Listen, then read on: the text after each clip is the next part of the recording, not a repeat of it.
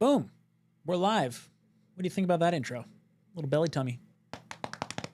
Belly drums. Welcome to Jets Talk. My name is Ryan. I'll be your pilot tonight. I'm joined alongside my co-pilot for tonight. I got Mr. Tigo. What's up, Tigo? Not much. How are you? Oh, man, I'm just excited to talk a little mock draft action. Boys and girls, if you're just popping in here, hanging out with myself, Dom C, and Will Parkinson over on the Talking Jets channel. If you guys didn't check that out, make sure you watch that after this. We're going to do a little mock draft.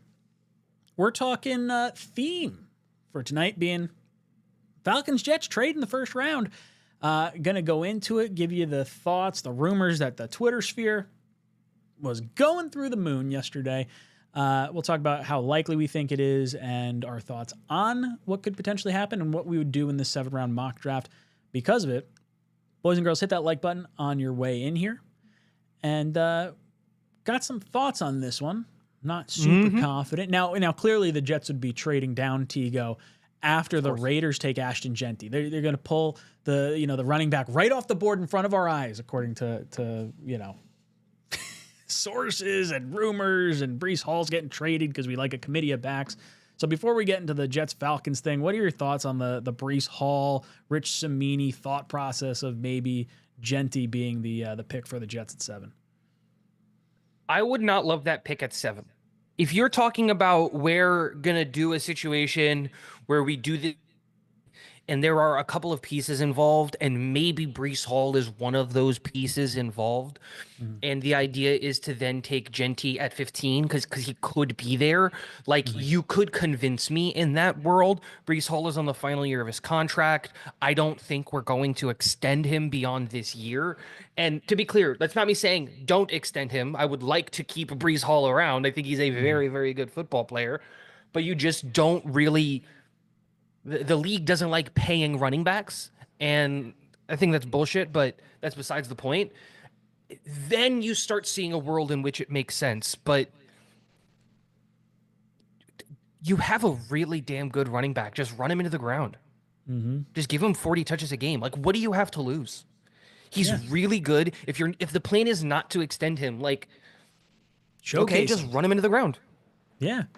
And look, I would like to find a situation where he balls out so much we feel compelled to use the franchise tag on him. Like, in my mind, I'd love to see Breece here the next 2 years. A franchise tag for a running back is not a crazy amount of money. And trading him right now would be like trading him at his lowest potential value to me. And that just makes no damn sense at all. Like, even at the trade deadline, unless you can convince me that you're going to give me a second round or better pick for Breece Hall, it's not really worth moving him at that point. Maybe I kind of flip-flop a little bit on a 3rd-round pick, if it seems like he doesn't necessarily want to be here long-term. Like, once he starts giving some signs like, okay, I'm out of here, then, like, yeah, sure, trade him, get what you can get at that point. But I would like to see Breece hang around. I think he's a really good weapon. I don't think you should look at him as just a running back. I think you should look at him as a weapon, a guy that catches passes out of the backfield, in the same sense that, like, Tyler Warren isn't only a tight end, or Justin Fields isn't only just a quarterback. He's going to be able to run the ball and whatnot. Like, there's some dynamicism. Is that a word? Dynamicism? There's some dynamic playmaking ability from certain players, and that's why I wouldn't move him. Not to mention, I don't want to move him and get Jeanty anyway. But we're talking Falcons-Jets trade. So the rumor in the Twitterverse that was going around, and I don't really know how this could potentially be substantiated. I don't know if you saw where it came from. Dom was saying he thinks it's from some guy that, like, used to have talk Atlanta football or had a podcast or a newspaper writer or something like that, whatever it was, beat guy. And I don't buy it for a second. See, I think the thing is the rumor came out of nowhere, and I wasn't able to find a source for it. Like, if we're being honest, I wasn't able to find a source for it. But what the rumor said actually made a ton of sense. The Falcons are in a really, really weak division. And when you look at that Falcons roster as a whole, it's built incredibly well. And there is this idea that you could theoretically believe that the Falcons are an edge rusher away. If they can get themselves a dominant edge rusher, they're a team that can immediately win their division. Like immediately. The Saints aren't all that competitive. The Panthers aren't all that competitive, and the Bucks I don't think are so far ahead of the Falcons that you're like they're not going to catch them. Like wasn't it a race up until like week 17 last year in that division? Do you think Ulbrich trades 15 for Will McDonald? Would he do that? No. Would you do that? No. Well, yeah, I would absolutely. I would do that. Yeah. But I don't think anybody but that's the thing. You don't trade a first round pick for a player who was a first round pick a year ago. Like the value, like especially because like Will McDonald in the NFL. was He good. just had double-digit sacks, and he may not fit our defense potentially, and like he fits Ulbrich. I don't see that. I dislike that narrative very, very much of like he might not fit our defense, and it's just like what makes that logic play out? And I think it's like people trying to pigeonhole Will McDonald in the he's just a pass rusher mindset, and they forget to they forget that at Iowa he was playing he was playing inside of the tackle at 250 is like I think what he was playing at, and he still got sacks, and he still got production, and he still was like effective in the run game. And so I just don't see this world in which like, oh, he's not a scheme fit, so you got to get rid of Will McDonald, or he like, no, the guy can play ball. Like that's the sign of a good coach, right? Can you make your good players fit your system? And I think that both Aaron Glenn and Steve Wilkes are both good coaches. So like, you don't get rid of good players for no reason. So the trade that was floated was the Jets trade number 7 for number 15, Kyle Pitts, who the Falcons have been trying to trade for a while, haven't really gotten anything that I've heard as far as like smoke to this potential trade, and then a 2026 first round pick. And for me, I would do that. I think Kyle Pitts is not I think he's more of a throw-in player. The 2026 first is the most valuable piece to this whole puzzle for me. And, you probably lose out on Warren if that's the decision. And then if you fall back to 15, you're probably more in the discussion of like, do you go Loveland? Do you go wide receiver? Is there another tackle that you like? Are there any defensive players that wind up standing out to you at that point? I don't think the Jets are likely to trade down. I feel like this is more smoke than anything else. What are your thoughts on what you would kind of game plan through in your head as to what you'd do? I don't want Pitts. Like I don't want Kyle Pitts. He doesn't necessarily provide the value at tight end that I think we need for a tight end right now. He fits more that mold of pass catching tight end, and I want more than that from my tight end, especially a guy who's gonna be up for a contract soon, is gonna want big money and all of these things, and I don't want to take on that burden. I would rather have a guy who can block. So there's that piece of it. I would much rather be like, give me your second next year and a fourth this year. Because I know that the Falcons are very, very limited in assets this year. I think they have a first, a second, a fourth, and I think like 2 or 3 sevenths. Like it's not a lot that they're working with. But I don't want to take a player that I'm then going to have to give a big contract to sooner rather than later, especially with some of the contracts that we have coming down the pipeline. We're going to have to pay Elijah Vera Tucker. We're going to have to pay Garrett Wilson. We're going to have to pay Sauce.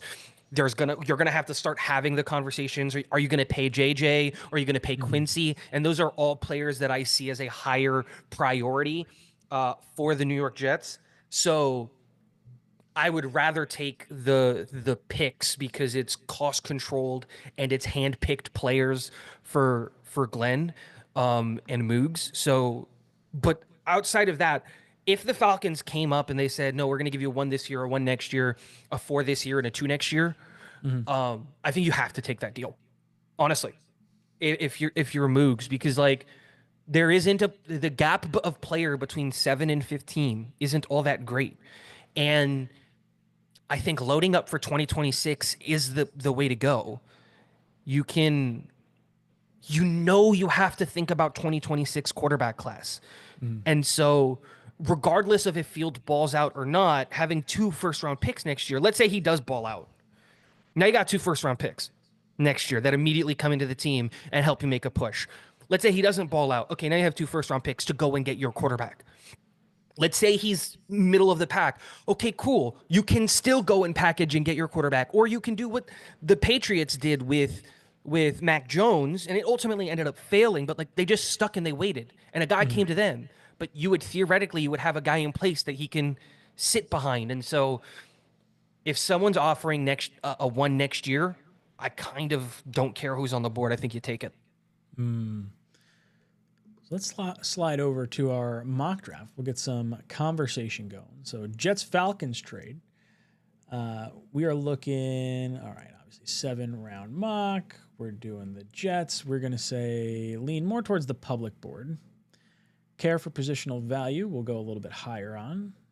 Draft for needs, we'll say middle of the pack. Randomness, I'm going to say less random. I'm going to make this as potentially likely as possible. We will enter the draft. Now we are going to force this trade with the Falcons. And we are going to say we are getting 15, number 1, and Kyle Pitts for number 7. And they say this trade will not be accepted.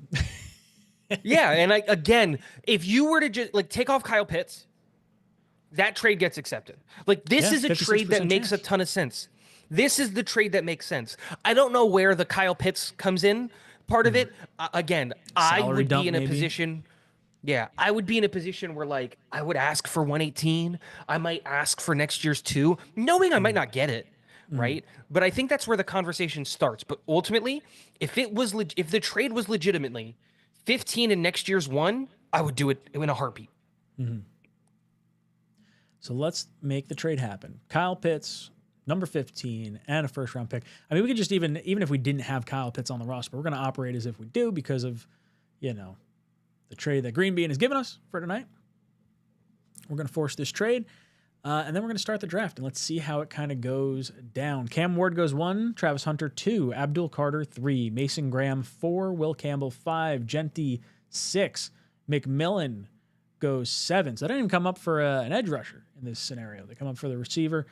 Barron out of Texas goes 8 to Carolina. Membu to the Saints at 9. Warren 10 to the Bears. Jahad Campbell, Mike Green, Will Johnson, Donovan Ezuker, I'm going to butcher that name, goes to the Colts right in front of us. Jets are on the clock. We've got an interesting selection of players to potentially go through here. I know who I want. What's your where's your head at right now? Matthew Golden. Matthew Golden. So that is the speedy receiver from Texas. I do start thinking wide receiver when I go this route, especially now that I don't know if you solve tight end with, bringing in Kyle Pitts, because I don't think we're extending him necessarily. It could just be like a 1-year thing. So I'd still address it relatively early. Igbukah is probably someone I'm strongly considering. Josh Simmons is someone that Dom is very, very high on. If he didn't have the injury, might be the best tackle in this class. I think that is appealing to me. Yeah. I would have, look, my name immediately goes to Golden, especially in this middle of the first round range, because I think the value is just so exceptionally high on Matthew Golden. I think that Matthew Golden, while year 1 is going to have some stumbling blocks he's going to get through to develop his game for the NFL level, I think that you're legitimately, when you look at Colston Love, because you had Matthew Golden, that when year 4 comes in and the guys of this class start getting their extensions, you're going to have a conversation about, is Matthew Golden the best wide receiver in this class? How did he go at 15? Like that's, I think, where his potential is. And I think that we have a really, really good coaching staff. But like you said, and Dom has said this a lot with Simmons, if he didn't have the injury, he's arguably offensive tackle 1. If he plays the entire year and helps them win the Natty, he legitimately might be the number 1 tackle in this class. And to get him at 15 is another thing of incredible value. you then go into a camp saying like Simmons and Olu battle it out for left tackle. Whoever loses is going to go to the opposite side. But I only make this move for Simmons in this situation if like he 100% clears a medical. Like not a single mark, like there can't be a single thing wrong on that for me to consider him here. And that's why I immediately went Golden, because there isn't that big of a, can he pass a medical? Golden is just already insanely good. And so that's why I went there. So I'm going to lean on you for a receiver, and we'll go with Golden. I think there's some facet of the speed that plays into the dynamicism. There's that word again, or pretend word that I'm making up. I think receivers obviously a big need. I'm a little concerned about how frequently Justin Fields is going to utilize wide receiver too. So to utilize a premium asset in that, it makes me not feel great. Like I would rather stay at number 7, but getting the first round pick next year, you're looking at the quarterback and whatnot. I understand where they're kind of headed here. I might lean Igbokwe, but let's go with the receiver here. I think the Jets are definitely going to. So I was going to say, I think the Jets are definitely thinking about using AVT at right tackle. So I think that's like, I can pump the brakes a little bit on Simmons for all the reasons you said as well. Like, could be a stud, but the medicals, if there's anything, and I don't even know if they could even check him off. Like, it's not that long ago that he tore this ACL. It's half a year ago. So let's go Golden here. I think you're absolutely right. And that's why I think I'm a little bit more open to Matthew Golden in this situation, because like the way that I look at it is if AVT is bumping to right tackle, then you're going to move then you're going to move Tippmann to right guard, and then you're going to play the new kid, I forget his name, at center. Like, that's a really solid offensive line. And now it's just about how many guys can get open as quickly as possible. And I think that's maybe why you would get Pitts, because regardless of Pitts's shortcomings, he can get open quickly. Like that is a part of his skill set, and so can Garrett Wilson. And now if you're adding another guy who can get open very quickly in Golden, you can start throwing the ball a bunch of different places and still have Breece Hall as like the underneath, like, hey, if his first read's not there, he looks at the check down and he can go to the check down. If the check down's not there, he can then run with, like, that's an offense that you can win with in the NFL, especially if you don't know who the first read is, which is, I think, one of my biggest concerns with the Jets right now. We know the first read is going to be Garrett. You get Pitts and Golden. Now you have no idea who the first read is going to be. It should be Garrett 90% of the time, but you can't sleep on Golden because he can take the top off of you, and you can't sleep on Pitts because he's a mismatch. So the Jets get to pick number 42. Xavier Watts comes off the board. Tyleik Williams, Jack Beck, Trey Amos, TJ Sanders, Josh Connerly's off the board. So now that we are in round 2, we have a tight end, we have a wide receiver. I think I find myself gravitating towards tackle here. And that, like, this is the whole mapping out particular scenario that I don't love, because I like a lot of the receivers in this part of the draft. Like, I really do. Is Donovan Jackson that next guy up at tackle? Okay. Or is he going to play guard? So he's going to play guard at the next level, more than likely. And I'm going to get crucified for this. I know I am. But you like Revel? No. I do love Revel. Don't get me wrong. I think you're looking at edge here. I can understand that. With the way this board has fallen, Landon Jackson, Princely, Braden, and TJ all at the top part of this round. And edge is going to be a major need. We don't know what happens with Jermaine Johnson. We don't know what happens, with Clemens probably not going to be on this roster. Like, we're going to need an edge presence in some capacity. Is there someone you like here? Princely looking pretty nice. 11 sacks, 7 sacks, and 6 sacks dating back the last few years. Has played in 12, and 13 games. Nice run block, nice run defense grade, along with, solid pass rush marks in the toughest conference in college football. Would that be your selection, or are you feeling someone else on this list here? I think it just depends on what you're trying to fill here, right? Mm-hmm. Because like I think Princely is really nice, but he's kind of light, 6'4", 255, and so he profiles as a stand up wide nine kind of guy, Mm-hmm. and Landon Jackson is a guy who has really good length, really good weight, just has all of the tools, and for his size, he I think he schematically fits a little bit better in terms of what we have on the roster.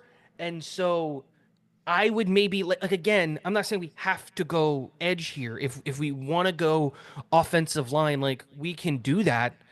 I'm just saying I don't think people are really taking into consideration that we haven't done anything in the edge room. Like at I also all. think like Sauce played way better when you had a bit better defensive line. Like there is Everybody is. It's not a shock to me that we saw some regression from Sauce when the defensive line imploded. I think it tells you something 2 years ago when we had a really good defensive line and you had that Eagles game where you had, both backup corners wind up having really good games against a team that would wind up winning the Super Bowl just 1 year later. Like to me, edge rush is so paramount. I'm 100% on board with this. Was there a guy you particularly like?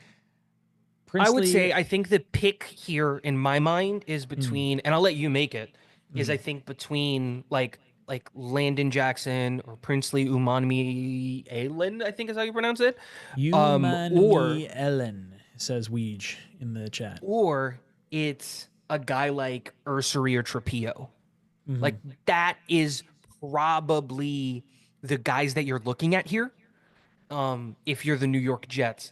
So I know that I would tend to lean offensive line and like with the idea of like whoever we're gonna take here is gonna sit. Like that's totally the idea here.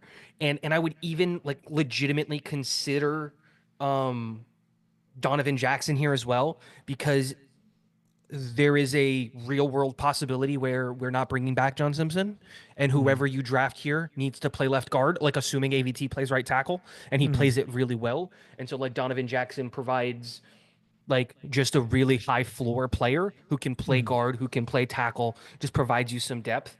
But I honestly think that that's probably what you're looking at is either edge, because I think you do that, or you're looking like, do you risk Trapio being there in the third? Yeah, I'm rolling the dice. I like the edge class here. I'm going to go with Princely at the 42nd pick. Now we get to pick 73, and it looks like Trapillo is... Oh, no, he's still there. Trapillo is on the board. Yeah, then I think you kind of have to at this point with him. Yeah. At this, like... Just because, like, the value is just so good. Left tackle, right tackle can do so much in that game. And so I think you're in that... The value is just too good. So now we have wide receiver, edge rusher, tackle. We traded for Kyle Pitts. Harold Fannin Jr. is high on this board right now. Kyle Williams is high on this board right now, but that might become a little redundant with Golden. Do you start thinking linebacker, Bassa, safety? Thinking Bassa? It's Bassa or Sanker here for me.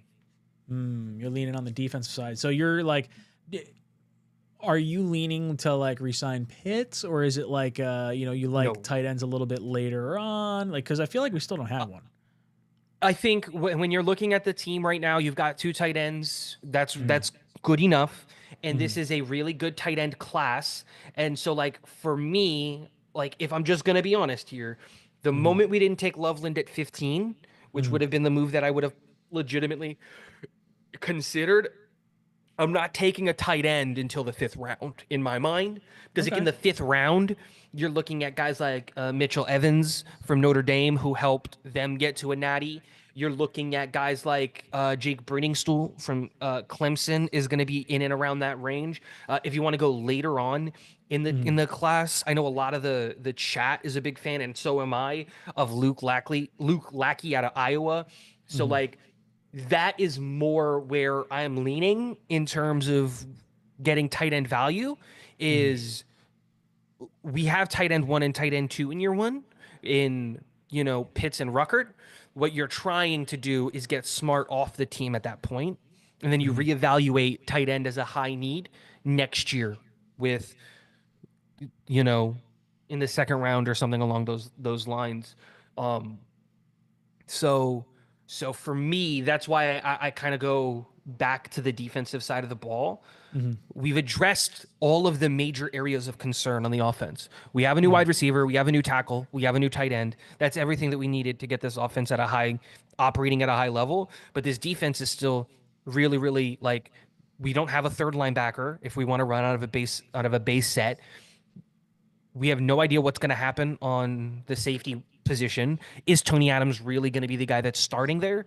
And I would love to have a high upside cornerback, like Kobe Bryant, to maybe push Stevens off this team, sooner rather than later. And so I'm leaning defense just because that's where my mind kind of goes to in terms of looking at this Jets roster and seeing where do we not have players, because 4th round picks are still really, really valuable. They're guys that should be able to come in and start. And to me, Sanker and Bassa both provide that in year 1. Yeah, I do think that defense would be the direction I'd probably start leaning here. Again, man, I really don't like this trade. I don't like Pitts. I don't like that we're relying on it. But at the same time, you're right. We've hit tight end, we've hit receiver, we've hit tackle. You got an edge rusher now. I think a linebacker, I think safety. I think whatever position you take right now might be a starter, and when you get to the 5th round, I'm not so sure the same quality is going to be there. So do we value safety higher, or do we value linebacker higher at this spot? Do you have a gut feeling one way or the other on this? I think you need a starter at linebacker because we don't have a third linebacker. Technically speaking, we have starting safeties on the team, technically speaking, because Tony Adams was middle of the pack safety last year. Andre Cisco, middle of the pack. We have starting safeties. What you're looking for is a guy who can maybe push Tony Adams off of the roster. What you're looking for is a guy who can upgrade over Tony Adams. And I think the moment we passed on the safeties in rounds 1 and round 2, you lost that. This is not all that great of a safety class, in my opinion. And you can find the depth guy, the rotational project guy a little bit later. And so when you're looking at it, who's the third linebacker that comes in a base set? Just name him. Who's the guy? Zaire Barnes. And do you feel confident with that? I'm not sure. No, but you see what I'm saying? But I'm also cool kind of getting throttled on defense this year. I'm okay. My thought process is let's fix the offense. I understand we got to figure it out because we don't know if Quincy's going to be here beyond this year. No, I know. I think we're leaning Bassa is probably what I'm hearing here. That's how I would lean. I'm on board with this. We'll go Bassa here. I missed Matthew Super Chat. Matthew saying if they don't want AVT at right, they don't want AVT at right tackle though. Matthew, that's what they've said. That's what Muji said. And this is the time of the year where you don't necessarily listen to what he says all the time, and you got to pay attention to what's being done. Josh Myers, the center that used to play with Justin Fields at Ohio State, signed a Pro Bowl incentive contract. And Muji even said Myers is going to try and push Tittman. Where are you playing your second round drafted, guard center who actually played better at guard than I think he did at center? Are you moving John Simpson out of the way? He played really well next to Olu last year. So it stands to reason if the Pro Bowl incentive contract for Justin Fields' former center bumps that guy out, he's going to go to right guard. And Tittman or AVT, who's getting paid like a tackle anyway, who has played right tackle already and played tackle in college, feels like it's probably the move. And that's why I kind of think Membu's not going to be the selection at number 7. And I think it's definitely going to wind up being Warren.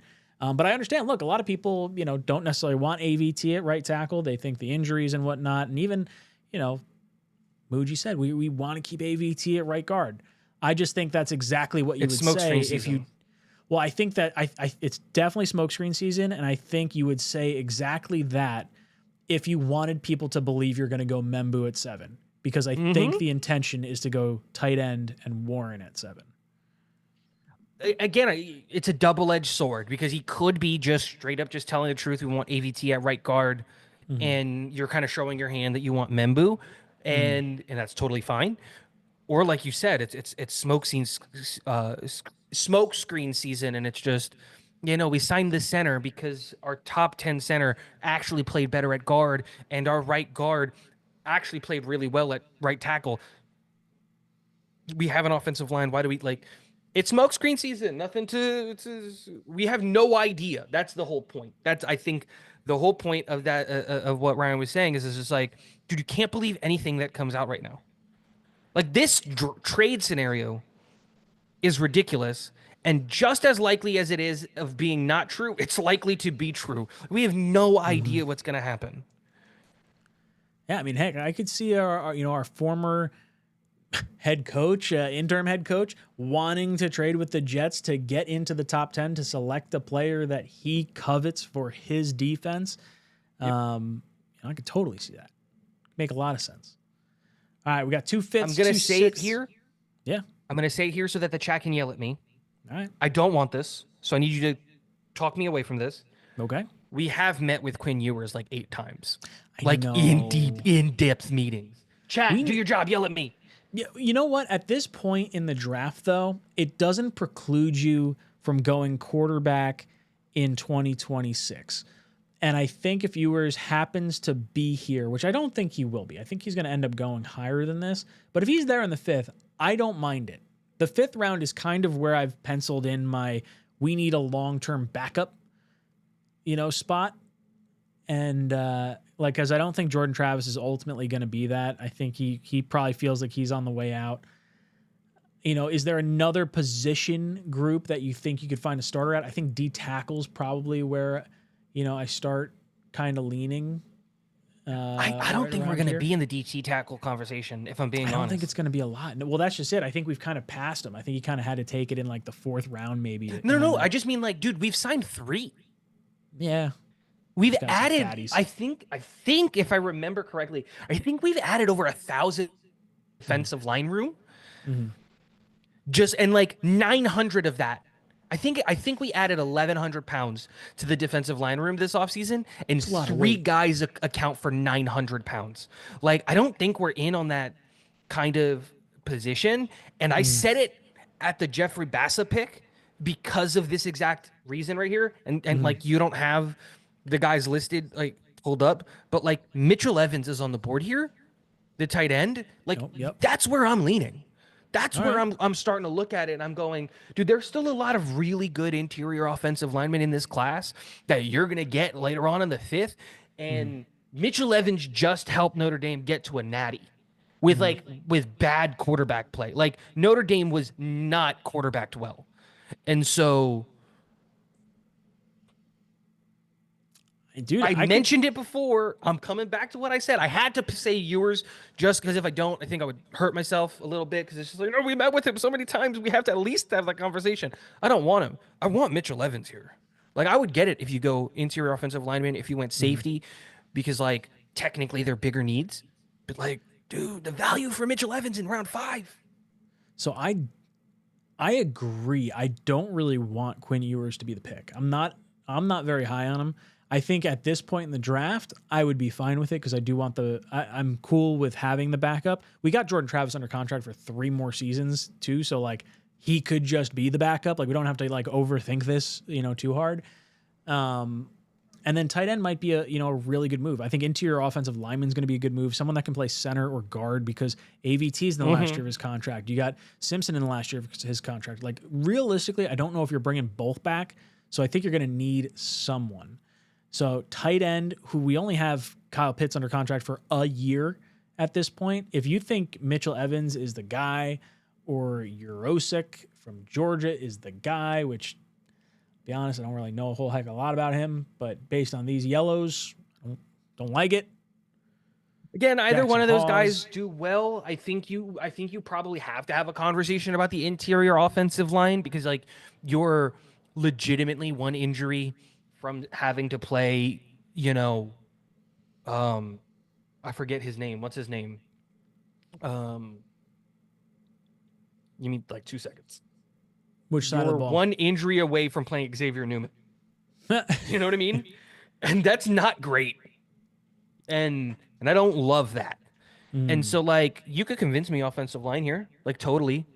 Like there's a lot of high upside interior offensive linemen that are going to be available in this range.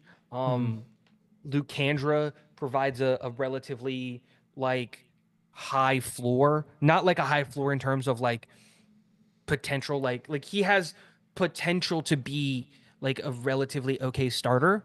And if that's your backup, like that's not bad, and can play right guard, can play left guard, took some snaps at center. So you got like some positional flexibility there. So like you could look at a guy like Luke Kandra. I feel like I like Connor more Colby. the interior guys on the board right now than I like the tight ends. So like I'd rather maybe lean tight end and then with one of our next 3 picks go interior O-line. Yep. Would you say Evans is the guy you would gravitate towards in the tight end room? Probably, right? Like you could, there are reasons to like Evans. There are reasons to like 𝐂𝐟𝐻𝐿. There are reasons to like Brenningstool. But I think what you're looking at right here is you're looking at a guy, especially like in the 5th round with all of these tight ends.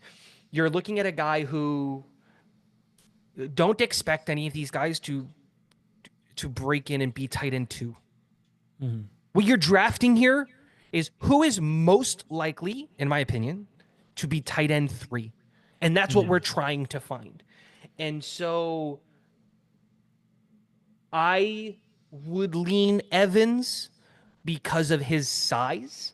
I think he's 6'5", 260 is what he's listed at. And so I'm going to take a guy who has like a relatively good size, relatively decent run blocking, relatively decent in pass pro. Like, and these are college level numbers. You're going to have to coach this up. The projection to the NFL level is going to be a little bit rougher than I think some people anticipate. But again, the conversation with whoever it is that you're taking here, if you're leaning tight end, is can he be better than Smart?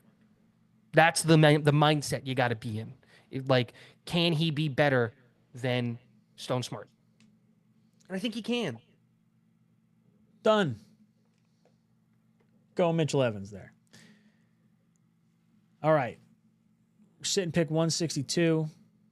I think interior O-line is where we would like to throw up on the board consistently. Monheim's another name that you've thrown out there multiple times. I love Monheim. Multiple times. Tackle, guard, center, flexibility. I love that. Tyler Cooper, guard on either side. Tiny bit of tackle flexibility. Seth, basically exclusively a center. If that's the move and you like Tippmann at guard and you like AVT at guard, then, maybe center's all right. But I think flexibility is key here. And I would avoid Seth injury. He got hurt. So again, it's not fair to him. And life just isn't fair sometimes. Like if we're being honest. I love me some Connor Colby, but I'm gonna have to say it. I don't think he's necessarily a fit for us in terms of like the style of play that he's going to project to at the NFL level. So for me, the conversation is like Cooper Monheim. If you're gonna go interior offensive line, that's gonna be good value here. That is where I would lean. There is a world, right? Because There is a world in which you skip the interior offensive lineman because Cooper Monheim could both be there in the 6th round. So you risk it, Do you and you think Frazier say, makes it into the 6th? Would you be cool with Frazier if Monheim's gone? Like Frazier's, he's yeah, got the guard flexibility, left, right guard. Majority of snaps at right guard. Frazier will be there. Fairchild will probably end up being there. And he provides you both guard position flexibility as well, left guard, right guard. Like see, that's my thing that I'm saying is it's just like I don't want to pigeonhole us into like, okay, you got to take an interior offensive lineman, and now we're reaching like 20 picks of value just because like we're scared of, what's his face? Because we're So what other scared of positions we got? Xavier Newman. Like I think you have to start looking here just like everywhere. Can you find a wide receiver that's better than Xavier Gipson? Can you find a safety that's going to push Stevens or be your backup for a long time? Like Upton Stout is here if you're looking at safety and you want to get a guy to come in play safety. Like nothing's off of the board here if you want to have that conversation. If you want to have that conversation, like you can just go anywhere with whatever it is that you're looking here, and you see, you know what? I really like this player. I think that he's really good. You can do whatever you want as long as he's not named Kyle McCord.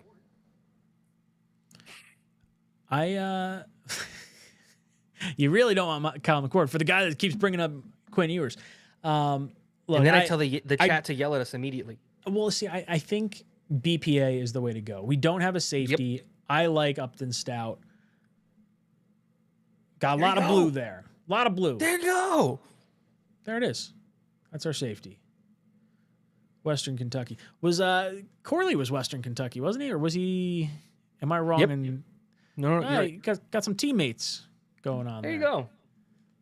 Monheim's still available. We got pick 186 right now. And see, there you go.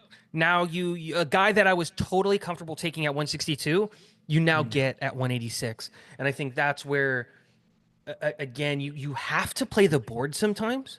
And it's risky, but you now walk away with a guy who can play literally 3 positions on the offensive line. I don't think he ends up being a tackle at the next level. Andrew Armstrong.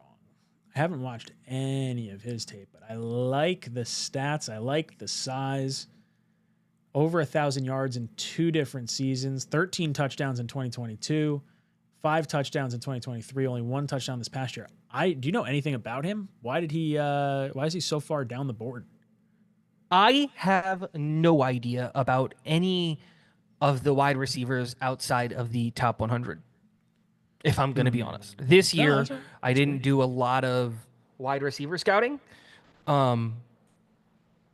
just because I thought that we would address this like way earlier, and like we did with like Matthew Golden.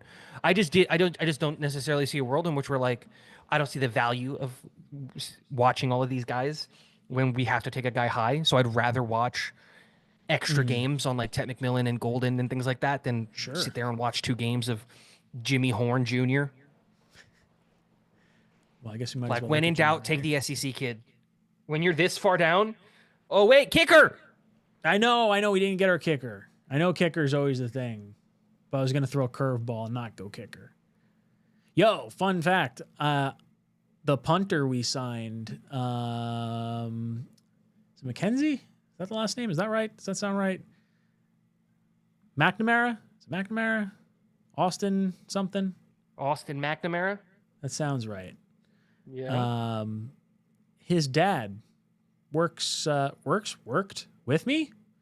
So fun fact, might have an in There you go. with potential Jets punter, Austin McNamara. Yeah, look, I don't know. I'd probably go Andrew Armstrong just because the size intrigues me more than the kicker. I see a lot of blue, Sure. a lot of blue, lot of SEC love in here. When in doubt, take the highest ranked SEC player, right? Like, I need to know more about why he went from 13 touchdowns down to 5, then down to 1. Like, that's probably the part that just throws a little bit of a red flag for me. But I'm making that pick. Andrew Armstrong. Scouting summary. When the ball is in the air, Armstrong shows he belongs in the NFL receiver room. His success in the intermediate passing game jumps off of the tape, where he consistently makes tough grabs with defenders draped all over him. What he lacks in route separation, he compensates for with body positioning and those basketball-like box-out skills. Offenses that emphasize high point opportunities and contested catches over creating space through pure athleticism will maximize his impact. The transition to NFL speed presents genuine challenges for Armstrong. His game needs technical refinement, particularly in press releases and route tempo. While his size-speed combination won't overwhelm pro corners, his natural ball skills and catching radius give him legitimate upside as a boundary receiver who can contribute on third downs and in the red zone. His production against SEC competition demonstrates he's not just a big body. There's a real receiver skill underneath the raw tools. I don't think I've seen a draft that we've done where we are C+ or better on every single player. But like, I'm liking my Armstrong pick at the end of this draft right now. I don't hate it. Feeling decent. Draft Buzz just gave me a pretty Draft Buzz just basically told us this guy just needs coaching. Yeah. And I think we got good It's a coaches. different profile than what like Garrett and Golden provide. We got an A for Golden at pick 15. I'll admit, I'm on board. I love that we got a first round pick in 2026. But man, I really do not want to like. I just want to make the pick at 7. I want an extra. Give me an extra pick and let me make the pick at 7. That's what I want. I want both things. I want my cake and I want to eat it too. I would again, Pitts, whatever. Like, it solves a position of need at tight end, kind of, not really, but kind of. Having an extra one in next year's class to me. Like, if you were to say, hey, you get an extra one and you get this draft class, I would be ecstatic, because I think that we addressed a lot of really, really, like, if we just go 4th round and up, because we have no idea if Evans is going to turn into anything. We have no idea if Stout is going to turn into anything. Like, I really like Monheim's positional flexibility, and I think, like, he's a good player, but he doesn't necessarily project as even a starting level offensive lineman. He's just depth who can come in a pinch if a guy needs to go out and get his ankle taped. And like, that's fine for getting a guy like that in the 6th round. And I didn't know who Andrew Armstrong was until right now. So I don't necessarily care about those last 4 picks. But to say we get our first 4 picks plus Kyle Pitts plus an extra one in the class we want to go get our quarterback in, like, this is a home run draft for me. And I love Matthew Golden. I think he's gone by 15, if I'm being honest. I think he probably ends up being a top 12 pick. But if he's there and we just traded back and got an extra one and got Kyle Pitts, like, I'm not mad at it. So, boys and girls, you'll have to let us know in the comment section down below what you think of this draft. What do you think of the trade? Dom and Green Bean are going to be doing their mock draft, 10 o'clock mock, starting now. You guys are going to get pushed over to Green Bean's channel, so I want to hear from you guys. Let them know what we did, what you thought of our draft. Tigo, any last words before we get out of here? Dude, we're in draft month. We're like less than 20 days from draft. Yeah, what are we? Is it 19? Is that the? Excited. Is that where we're actually right? at? Isn't it like the 24th? That sounds right. Sounds right. I might be wrong. Boys and girls, we're gonna be doing 3 days of coverage on Talking Jets for the NFL draft. Every single round. We are very much looking forward to it. Boys and girls, thank you so much for hanging out with us tonight. We're sending you over to Green Bean and Dom C on Green Bean's channel. This is Talking Jets signing off. Jets. Jets, Jets, Jets.